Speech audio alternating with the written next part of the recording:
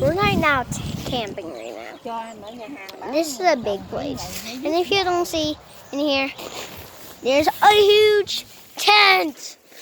The hugest tent. Some tents are bigger than this. Yeah, some tents are very big and huger than our tents. And this tent, we worked so hard on it. And look at this. And we have some french fries. Ông già chồng mày ông nói vậy phải. Ông nói thì ngồi thì múc cho anh chồng miếng miếng đi.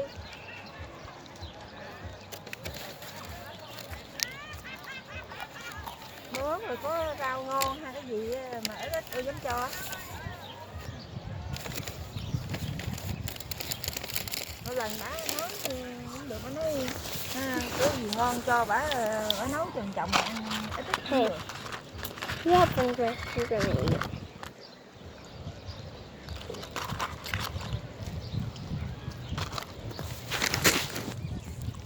Oops, no. Come on. Như cải rồi. You never shoe. Gần tháng nữa chưa có cải. My shoes off. Look at it. Mới gieo thôi. Look at this shirt. See? You see that shirt? And this towel, and then go smash the like button so I could get 1,000 views, or also view the video so we can hit 1,000 views. Okay, that video is coming soon.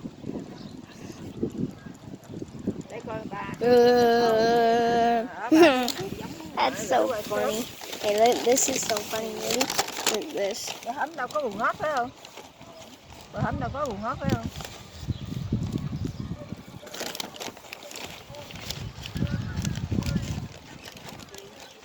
Bữa đó đâu có hột bùn ngót phải không? Có hạt bùn ngót thì gieo bùn ngót.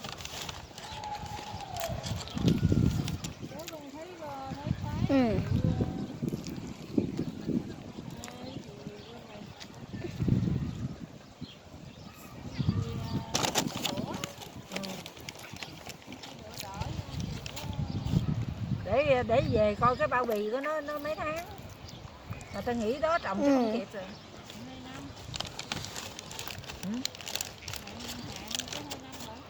Không chuyện ta thì không chuyện á, trồng nó thời hạn nó lâu nó có bông á.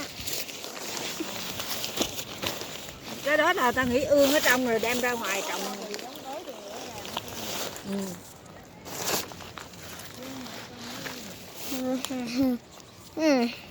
Thì bởi vậy nó có thời hạn. Beautiful leaves. Right now I'm trying to record a video. First time we ever did a camping video. But we did. Sometimes we did holiday videos. That's where the most.